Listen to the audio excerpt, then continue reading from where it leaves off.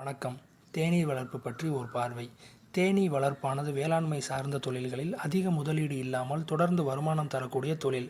மேலும் தேனீக்கள் அயல் மகரந்த சேர்க்கையானது நடைபெற்று வேளாண் உற்பத்தியை அதிகரிக்கிறது.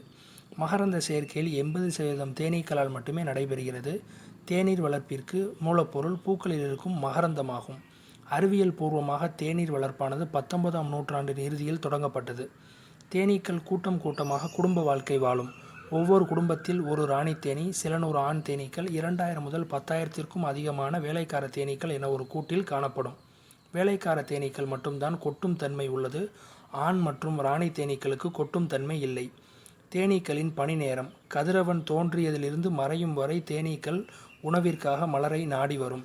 தகவல் தரும் ஆற்றல். உணவு இருப்பிடத்தை முதலில் அறிந்து வரும் சில வயல்வெளி தேனீக்கள் தங்களின் கண்டுபிடிப்பை பிற பனி தேனீக்களுக்கு நடன மொழி மூலம் அறிவிக்கிறது. தேனீ பெட்டியின் பாகங்கள்: மேல் மூடி, தேனறை, புழு அறை, அடிப்பலகை.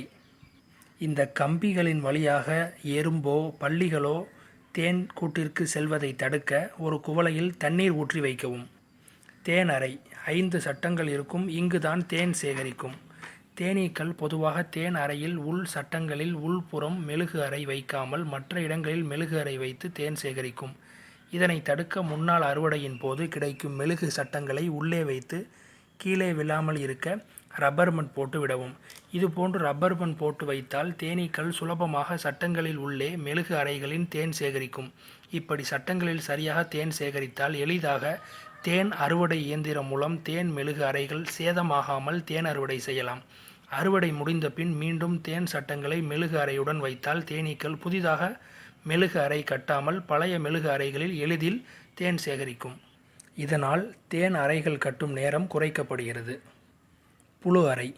புழு அறைகளில் ராணி தேனீ, ஆண் தேனீ, வேலைக்கார தேனீ என 3 வகை தேனீக்கள் இருக்கின்றது. ராணி தேனீக்கள் முட்டையிடும். ஆண் தேனீக்கள் இனப்பெருக்கத்திற்கு மற்றும் கூட்டை காவல் காக்கும். வேலைக்கார தேனீக்கள் பிறந்து வந்த முதல் 3 நாட்கள் தூய்மை பணிகளை மேற்கொள்ளும். 4 முதல் 6 நாட்கள் புழுக்களுக்கு மகரந்தம் ஊட்டும். 6 முதல் 12 நாட்கள் இளம் புழுக்களுக்கும் ராணி தேனீக்கும் தேனீ பால் எனும் ராயல் ஜெல்லியை கொடுக்கும். 13 முதல் 18 நாட்கள் தேனை பக்குவப்படுத்தும்.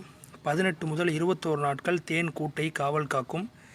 21 முதல் 42 நாட்கள் வேலைக்கார தேனீக்கள் வெளியே சென்று தேன் மற்றும் மகரந்தத்தை சேகரித்து கொண்டு வந்து தேனீக்களுக்கு உணவளிக்கும். அனைத்து பணிகளையும் மேற்கொள்வது வேலைக்கார தேனீக்கள் மட்டுமே. இயற்கையின் மிக முக்கிய படைப்பாக கருதப்படுவது தேனீக்கள். இந்த தேனீக்கள் உலகத்திலிருந்து அழிந்துவிட்டால் மனித இனம் அடுத்த 4 ஆண்டுகளில் முற்றிலும் அழிந்துவிடும் என விஞ்ஞானி ஆல்பர்ட் ஐன்ஸ்டீன் கருத்து தெரிவித்துள்ளார். நன்றி.